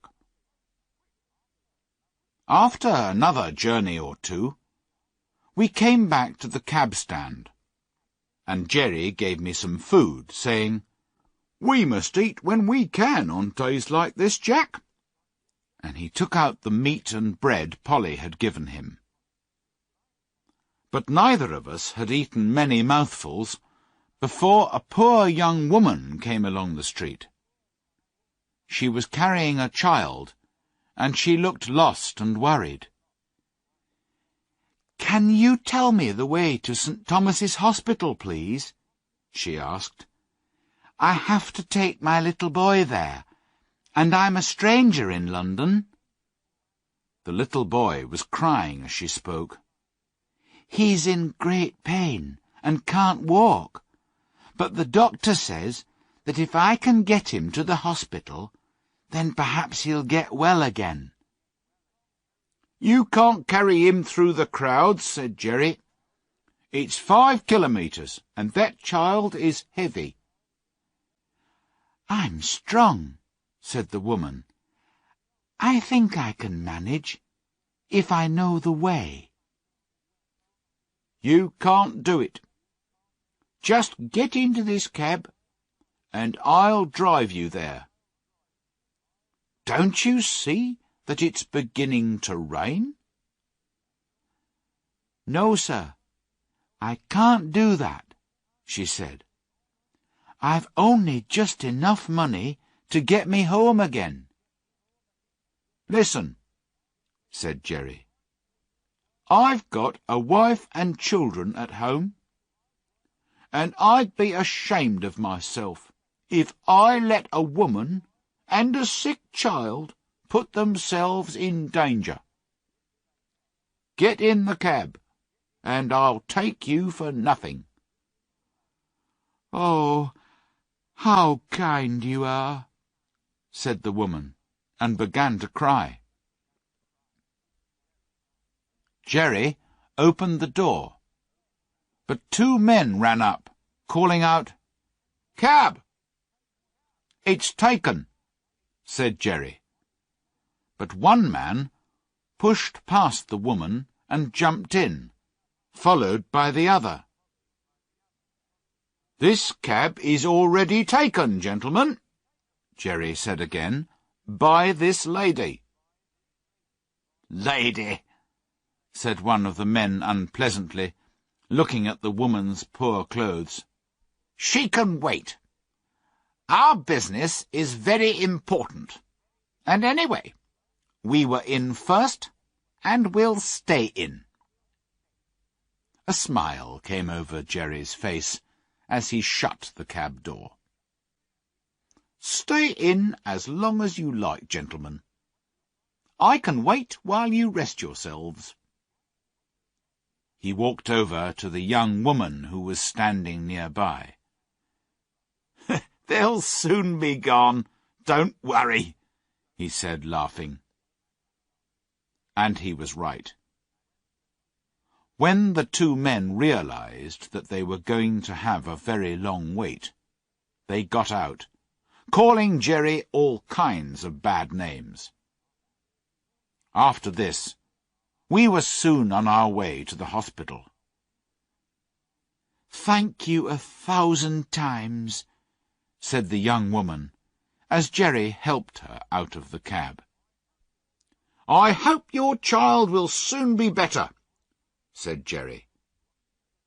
He watched her go in, then patted my neck. It was something he always did when he was pleased. The rain was now coming down fast, and just as we were leaving the hospital, a lady came down the steps calling, "Cab!" Jerry seemed to know her at once. "Jerry Barker, is it you?" said the woman. "I'm very glad to find you here. It's difficult to get a cab in this part of London today." "I'll be proud to take you," said Jerry. "Where do you want to go?" "Paddington Station," said the woman. We got to the station and went in under cover. The lady stood beside the cab talking to Jerry for some time, and I discovered that she was once Polly's mistress. "How do you like cab work in the winter?" she asked Jerry. "Polly was worried about your cough last year." "She worries because I work all hours, and in all kinds of weather," said Jerry. "But I get on all right, and I would be lost without horses to look after." "It would be wrong to harm your health in this work when you have a wife and 2 children," said the lady. "There are many places where good drivers or grooms are wanted. If you ever decide to give up cab work, let me know." She put something into his hand. "There's some money for the children." Jerry thanked her, and after leaving the station, we went home. Christmas and the New Year are no holidays for cab drivers and their horses. People go to parties and dances, and the work is often late. Sometimes driver and horse have to wait for hours, shaking with cold. We had a lot of late work during Christmas week, and Jerry's cough was bad. On New Year's Eve, we took 2 gentlemen to a house in the West End, and were told to come for them at 11 o'clock. "You may have to wait a few minutes, but don't be late," one of them said. Jerry arrived at the right time, and we waited. The wind was very cold, and it was snowing, Jerry pulled one of my cloths higher over my neck, then walked up and down, trying to keep warm. At 12:30, Jerry rang the doorbell and asked if the gentleman still wanted the cab. The man at the door said, "Oh, yes, you'll be wanted." At 1 o'clock, the door opened, and 2 men came out. They got in the cab without a word, and told Jerry where to drive. It was 3 kilometres away, and when the men got out, they didn't say they were sorry for the long wait, but they were angry when Jerry made them pay for the extra waiting time. But it was money hard earned. When we got home, Jerry could not speak, and his cough was terrible. But he groomed me and made sure that I was warm and comfortable. It was late the next morning before anyone came, and then it was only Harry. He cleaned us and gave us our food, but was very quiet. Later that morning he came again, and this time Dolly came with him. She was crying, and I discovered from their conversation that Jerry was dangerously ill. 2 days passed, and only Harry and Dolly came to the stable. On the 3rd day, Mr. Grant from the cab stand arrived when Harry was in the stable. "I won't go to the house, boy, but how is your father?" he said. "He's very bad," said Harry. "I'm sorry to hear that," said Mr. Grant. "He's the best man I know." But when he came the next day, Harry was able to tell him, "Father is better today. Mother hopes he will get over it soon." "Thank God," said Mr. Grant. He was a kind man, and did a lot to help the family during this time, because while Jerry was ill, he was earning no money, and we all had to eat. Jerry got slowly better, but the doctor said he must never do cab work again. The children talked a lot about what their mother and father would do, but a few days later, Dolly ran into the stable to find Harry. "There's a letter from Mrs. Fowler, Mother's old mistress," said Dolly. "She wants Father to be her carriage driver, and we're going to live in a cottage in the country, with chickens and apple trees and everything." This was bad news for me. I was not young now, and could not hope for a better master than Jerry, although Mr. Grant promised to find a comfortable place for me. I never saw Jerry again, and was very sorry to leave.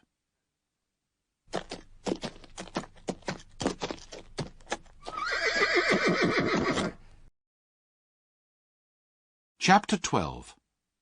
Hard Times.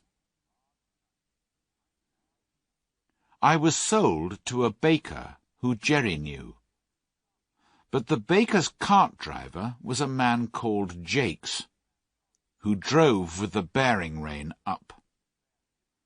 This made it difficult for me to pull a heavy cart, and I found the work very hard. One day, after 3 or 4 months of this, I was pulling the cart, which was much heavier than usual, up a steep hill. I had to stop several times to rest, which didn't please Jakes.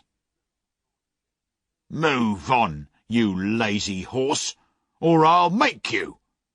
he shouted, and he hit me with his whip. After a few more meters, I had to stop again. The whip came down across my back once more, and the pain was sharp. I was doing my best, but the driver was still punishing me cruelly, which seemed very unfair. Jakes was whipping me a third time, when a woman hurried over and said, "Oh, please, don't whip your horse like that. I think I can help, if you'll let me."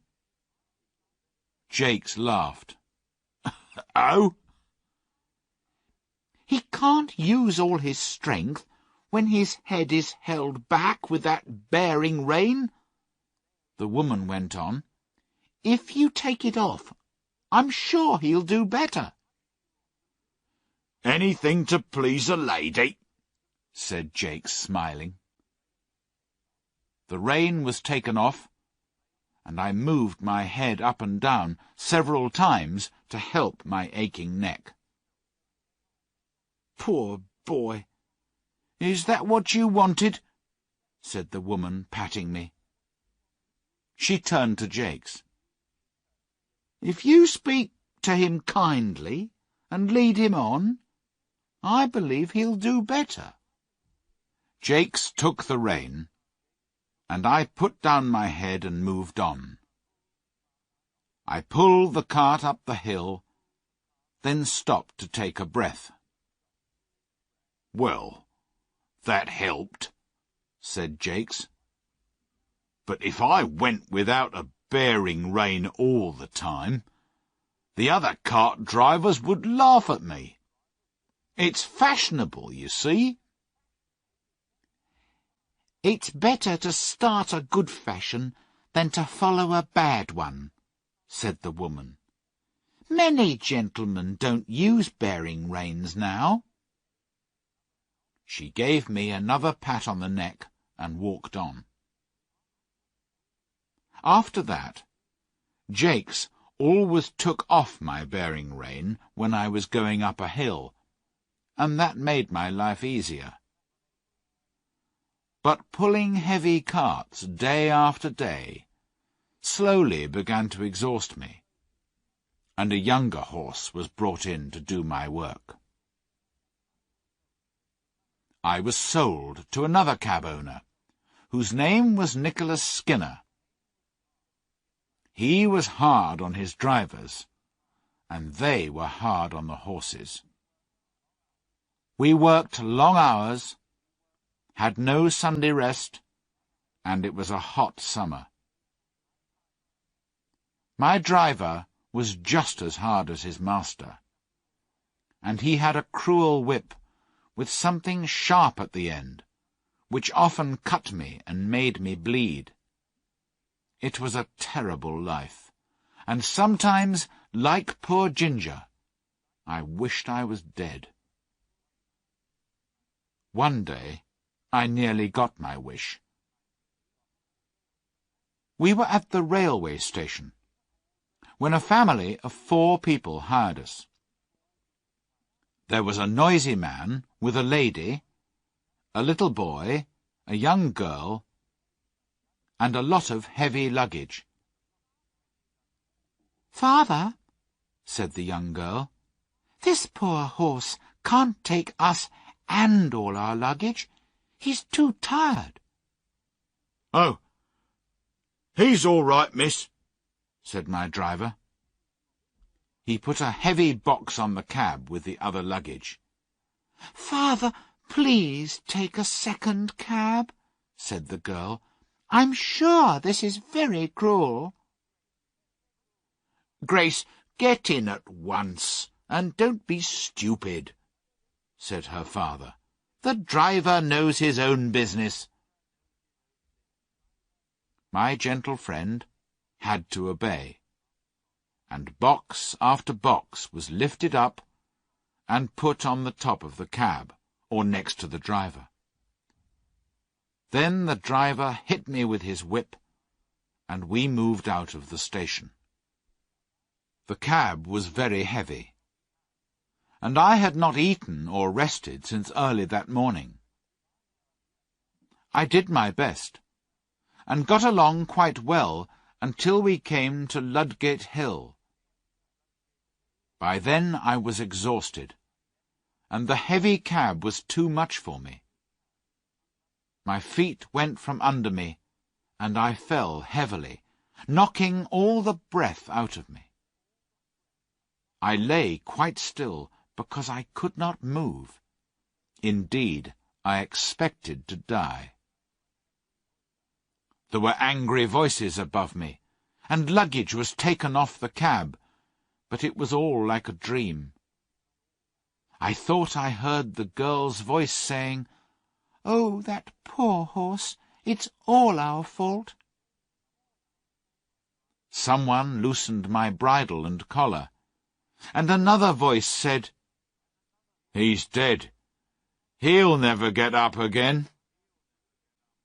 I heard a policeman giving orders, but I did not open my eyes. Cold water was thrown over my head, some medicine was put into my mouth, and I was covered with a cloth. I don't know how long I was there, but a man with a kind voice persuaded me to try to get up, and I managed it. Then I was gently led to some stables close by. That evening I was taken back to Skinner's stables, and the next morning the horse doctor came to see me. "He's been worked too hard," said the doctor. "There's no strength left in him." "Then he must go for dog food," said Skinner. "I have no fields for sick horses. It doesn't suit my business. I work them for as long as they'll go, then I sell them for what I can get. There's a horse fair in 10 days' time," said the doctor.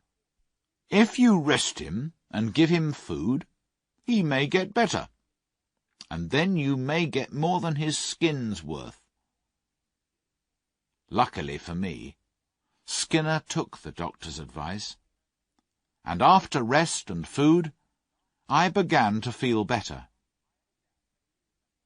10 days later, I was taken to the horse fair, a few miles outside London.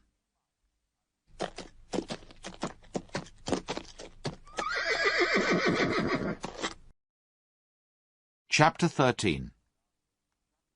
My last home. I was sold to a farmer at the horse fair, but it was his young grandson who persuaded him to buy me. The two of them walked past me, and seeing kindness in the farmer's face, I lifted my head, put my ears forward, and tried to look my best. The farmer stopped and looked at me. "There's a horse, Willie, that has known better days," he said. "Poor thing," said the boy. "Do you think he was ever a carriage horse, grandfather?" "Oh, yes," said the farmer. "Look at his fine head, and the shape of his neck and shoulder." He reached out a hand and patted me on the neck. I put out my nose in answer to his kindness, and the boy gently put his hand against my face. "Look how well he understands kindness," said the boy. "Won't you buy him, and make him young and strong again?" The man who was selling me said, "The boy can recognize a good horse, sir. This one isn't old, just tired and thin from too much work. In 6 months he'll be fine." £5 changed hands, and soon after I was taken to my new home. The farmer gave orders for me to have hay and oats every night and morning, and I was let out into a large field in the daytime. Willie, the young boy, was responsible for me, and he came to see me every day, bringing carrots or apples. During that winter, the rest, the good food, the soft grass and gentle running and trotting all helped to make me feel quite young again. When the spring came, the farmer tried me with a carriage, and I did the work quite easily. "He's growing young, Willie," he said. "We'll give him some gentle work, and look for a good home for him." One day during this summer, the groom cleaned and dressed me with special care, and Willie seemed half worried and half excited as he got into the carriage with his grandfather. "I hope the ladies like him," said the farmer. A kilometre or two beyond the village, we came to a pretty house, and Willie went to knock on the door. He asked if Miss Bloomfield and Miss Ellen were at home. They were, and Willie stayed with me while the farmer went into the house. He came back about 10 minutes later with 3 ladies. They seemed to like me, but one of them, worried by my knees, wondered if I was safe. "It's true his knees were broken once," said the farmer, "but we don't know why he fell. It was probably a careless driver, and not the horse's fault at all. He seems very safe to me. If you like him, you can try him for a few weeks," he went on. "Then your driver will see what he thinks of him." One of the 3 ladies, a tall, white-faced lady, who held the arm of a younger woman, said, "You have always given us good advice about our horses, so we accept your offer to try him." The next morning, a young man came for me. He looked pleased until he saw my knees. Then he said, "I'm surprised you suggested this horse to my ladies." "You're only taking him to try him," said the farmer. "If he's not as safe as any horse you ever drove, send him back, young man." I was taken to a comfortable stable, given some food, then left to myself. The next day, the groom was cleaning my face when he said, "That's just like the star that Black Beauty had on his forehead. I wonder where he is now." He looked more closely at me. "White star on the forehead, one white foot, and a little white place on his back? It must be Black Beauty. Beauty, do you know me? I'm little Joe Green, who almost killed you." And he began patting me all over my back. I could not say I remembered him, as he was now a fine young man, with a black moustache and a deep voice. But I was sure he knew me, and that he was Joe Green, and I was very glad. I put my nose up to him, and tried to say that we were friends. I never saw a man so pleased. That afternoon, I was harnessed to a carriage for Miss Ellen to try me. Joe Green went with her, and told her that he was sure I was Mr. Gordon's old black beauty. I shall write to Mrs. Gordon and tell her that her favourite horse has come to us, said Miss Ellen. How pleased she will be! I have now lived in this happy place a whole year. Joe is the best and kindest of grooms. My work is easy and pleasant, and I feel my strength coming back again. The ladies have promised that they will never sell me, and so I have nothing to fear. And here my story ends. My troubles are all over, and I am at home. And often, before I am quite awake, I dream I am still in the field at Birtwick, standing with my old friends under the apple trees.